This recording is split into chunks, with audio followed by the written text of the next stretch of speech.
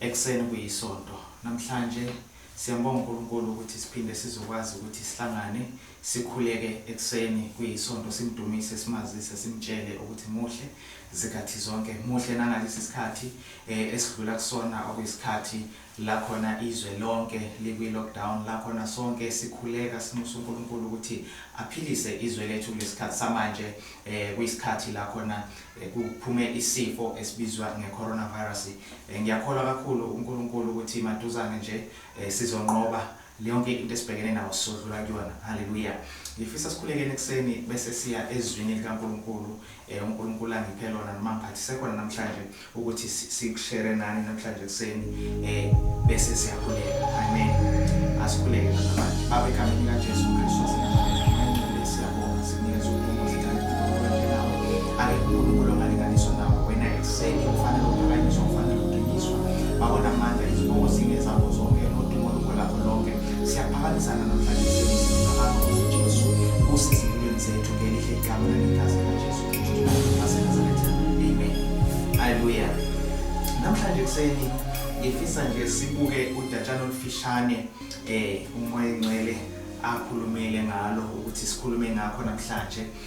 Ngiqhubeka odabeni noma ngiqhubeka ku-tackle uNkulunkulu umoya engcwele ayinikeze yona eyayithi do not allow your enemy to deceive you. Hallelujah. So namhlanje ngizoqhubeka from that topic ethi do not allow the enemy to deceive you, because umisitha sifika sikutshela into uNkulunkulu angashongo ukuthi uyiyona, sikutshela into uNkulunkulu angashongo ukuthi yenze. Hallelujah. Siyakhumbula in the book of Genesis chapter number 3 ukusukela uverse number 1 siyakhumbula ukuthi ufika inyoka uSathane angena kuyona. Umifika inyoka izokhuluma kumuntu wesifazane izosho iopposite yento uNkulunkulu ayeshilo kuphakathi komuntu lesikhathi uNkulunkulu eqeda ukudala umuntu.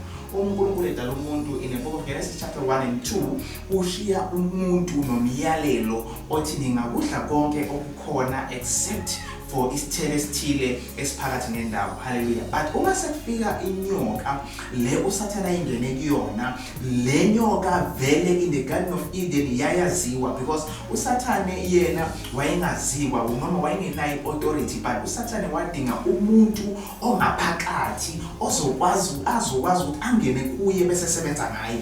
So batholakala ukuthi sikhona isilwane elithi iBhayibheli it was a cunning animal. Sikhona isilwane esibukeka sisihle esibukeka sikhohlisa esingakwazi ukwenza lo msebenzi. Then uSathane wangena kuyo inyoka. Now ngizama ukuthi uma uSathane efuna ukusebenzisa wena akathathi into ekude nawe, akathathi into eqelelene nawe ukuzokhohlisa. Uzothatha lo muntu othi umbuke ethembekile, uzothatha lo muntu kwawena ozomlalela ngoba umjwayele ngoba useduze nawe. Now inyoka yababe ijwayele engadini, ingakho Eva engayixwayanga, ingakho Eva engabanga nokuthuka mezwa inyoka ikhuluma naye, because yayivele ipart yezinto uNkulunkulu ayidalile. But ipart nje uEva into angazange yazi ukuthi sekungenelele isitha kuyona inyoka. So inyoka kusakhuluma yona but ekhuluma isitha. So kunabantu oyakitshela ukuthi baya advise ngoba abantu oyitshela ukuthi bathembile kanti awusazi ukuthi behind lo muntu sengenile isitha. So kunabantu namhlanje othola ukuthi omunye umuntu uthi akasakholwa uNkulunkulu noma akasafuna ukuya enkonzweni ngesimanga sokuthi waphoqa umfundisi noma walinyazwa yini noma umfundisi noma walinyazwa omunye wama worshipers.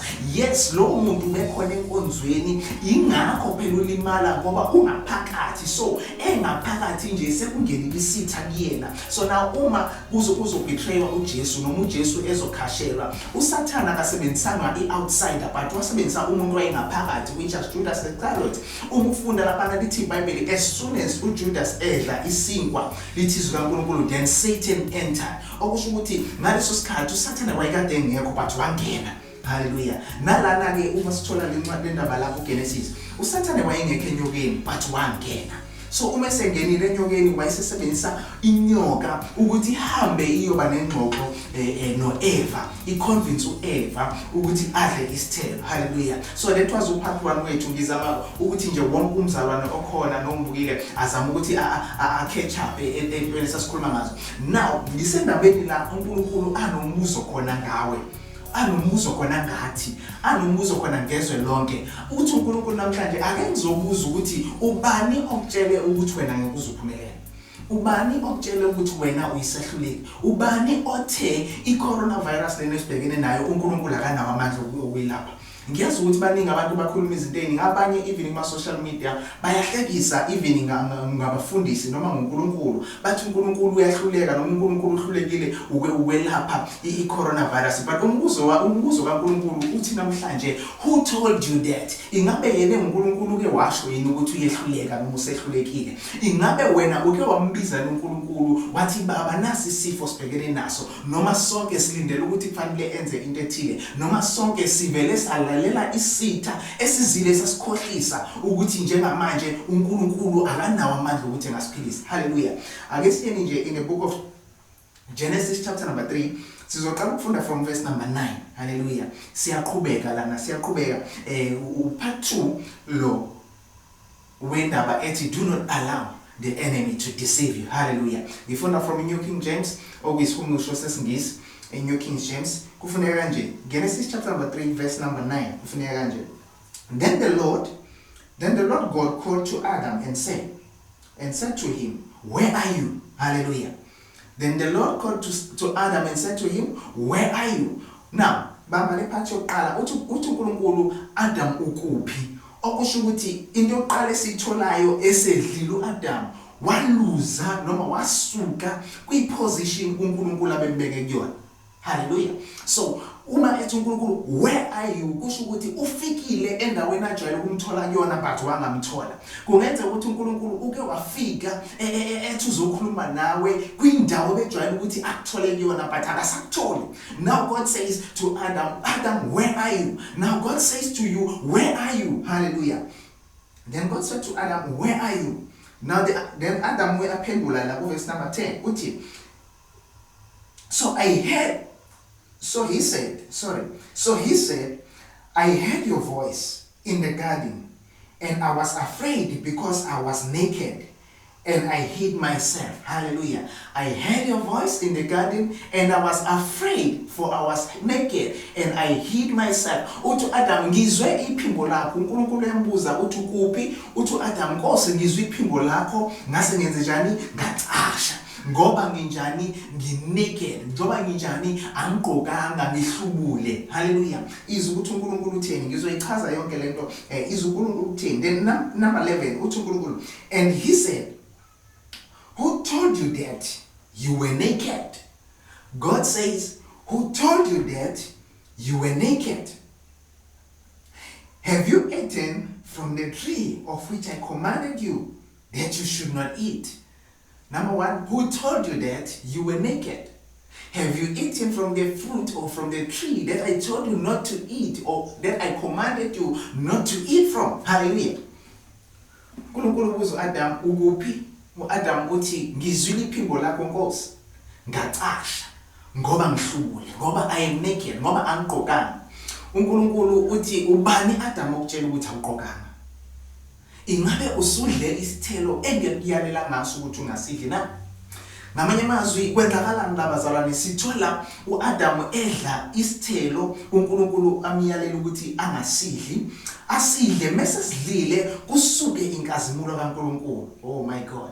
Because uAdam mesethi I am naked, usho uAdam ukuthi angisambathiswanga inkazimulo yakho Nkosi, so angisakwazi ukubhekana nawe ngoba kunento esisusiwe. Ngoba once ulalela isitha kusuka inkazimulo kaNkulunkulu, because uma kusakhona inkazimulo kaNkulunkulu ayikho into eyisabayo. Hallelujah. That is why athi uDavid ngelinye ilanga, noma ngihambe esigodini sethusi lokufa angikwesaba okubi ngoba wena unami. So unawe kanjani? Unaye kanjani uNkulunkulu David? Unaye because inkazimulo kaNkulunkulu is upon me. So anytime the glory of God is upon you, you can feel that no, I have someone engihamba naye. Uyazizwa ukuthi khona umuntu engihamba naye, but makusuka inkazimulo salu empty. Ingakho athi uAdam, ngibone ukuthi nginaked, ngizibone ngingasenalutho, ngizibone ngingasafanele, then ingakho ngicashila ngisakwazi ukubhekana nawe, for wena you are holy, mina njengamanje I'm unclean. Now uthi uNkulunkulu, mina Adam ngigcina ukwazi, ngigcina ukukhuluma nawe,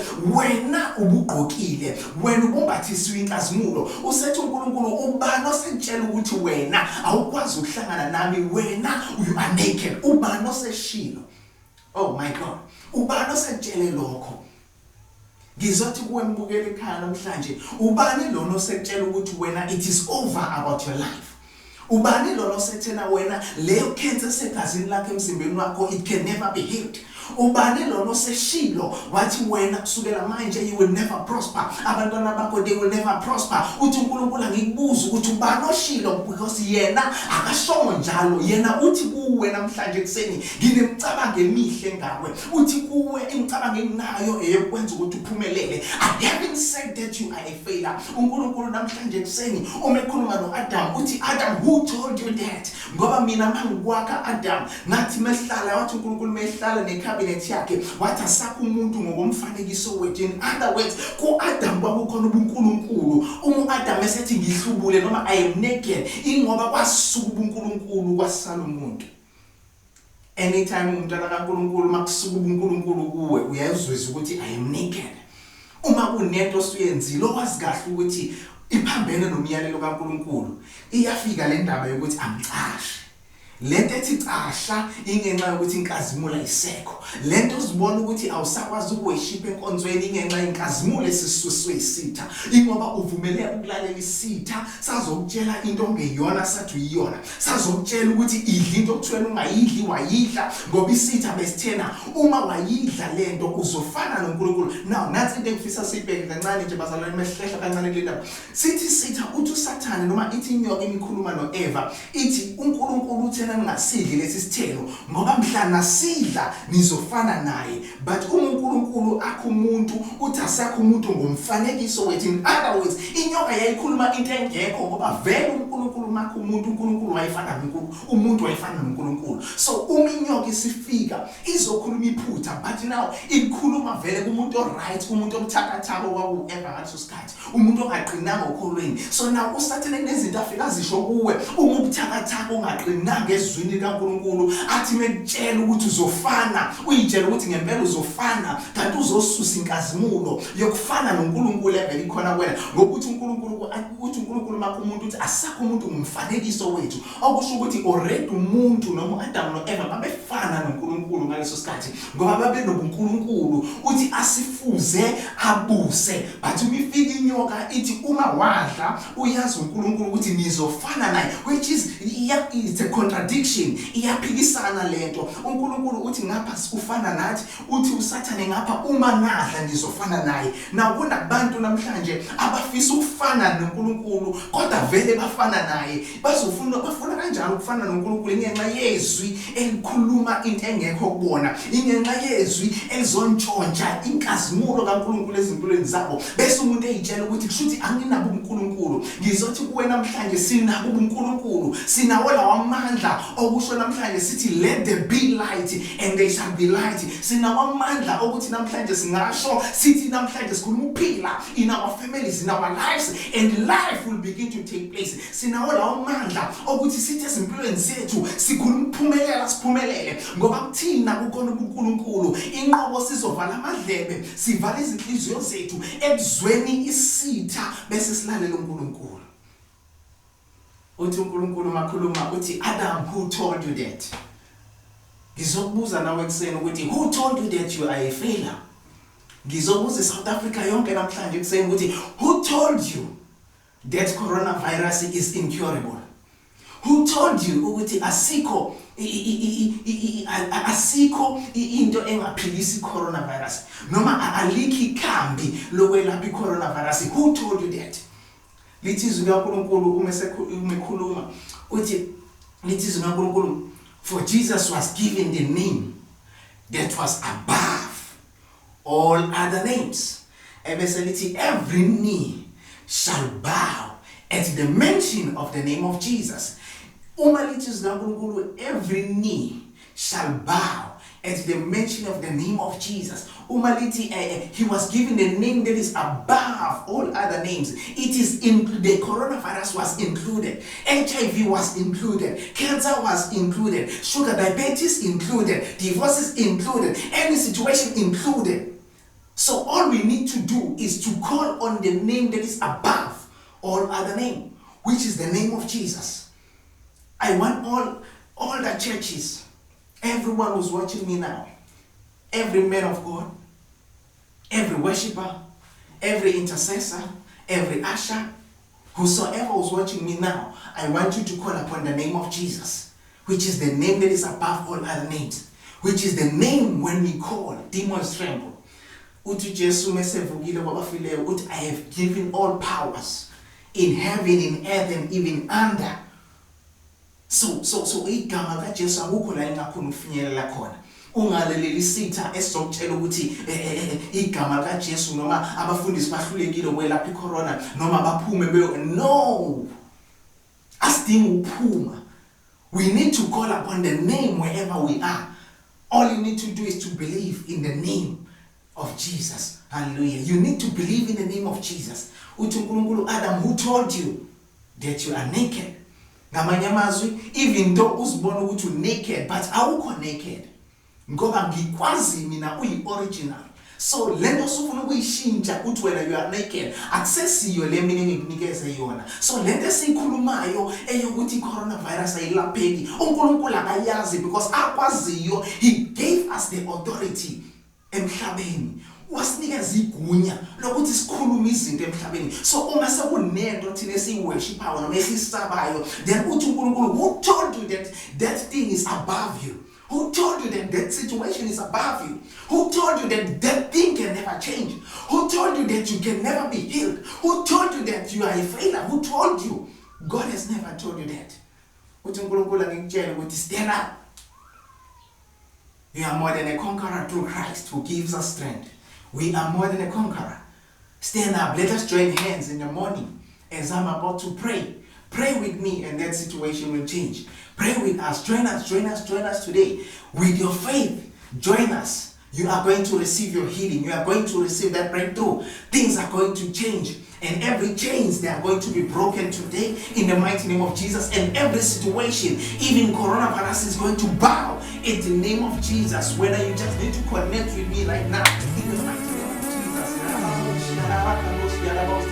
Lord, I pray in the mighty name of Jesus. I command now in the mighty name of Jesus every evil voice that is speaking of God in the ears of your children. Lord, I blindfold it in the mighty name of Jesus. I command it to shut up in the name of Jesus. Every evil voice that is busy, oh God, ministering to your children, that is busy, oh Lord, confusing your children. Lord, I command it to blind in the mighty name of Jesus, to shut up in the mighty name of Jesus. Every evil voice, Lord, I command it now. Be quiet in the mighty name of Jesus. Lord, I command the coronavirus out of our lives, out of our families. Anyone who's hearing me right now, Lord, I pray for healing upon them. Anyone who's sick, Lord, I pray for healing. Anyone who needs the job, I pray for the job in the mighty name of Jesus. Anyone who needs financial breakthrough, I release it upon their lives in the mighty name of Jesus. Lord, we are going back to our original position where you knew us, where you built us, where you said, oh God, we shall have dominion. We are going back to have our dominion. We take the ownership, we take the rulership of this world. In the name of Jesus, we bind and paralyze the evil spirit of our lives. In the mighty name of Jesus, in Jesus' name, we pray. Amen. Hallelujah. God bless you. Believe me, it is done in the name of Jesus. It is done. You are healed. You are blessed. Hallelujah. Don't you ever listen to the enemy again. Ungamlaleli umuntu ozokutshela into uNkulunkulu angasho ukuthi iyona. Ungamlaleli umuntu ozokutshela ukuthi wena ngeke uzuphumelela ngenxa ka 1 no 2 no 3. Ungamlaleli. You rather listen to God. Uthi uNkulunkulu kuwe umesaka uthi let us have dominion. He wanted you to have dominion. Uthi asakho umuntu asifuze. So ufuzile uNkulunkulu. Ufana noNkulunkulu. UnobuNkulunkulu. But if ulaleli sitha inkazimulo kaNkulunkulu izosuka bese usala ungaqokanga bese usala uzizwe empty. But uma uzovuma uNkulunkulu buhlale kuwe kuzohlezi kuhleli ngaphezulu kwakho. uNkulunkulu akubusise kuseni.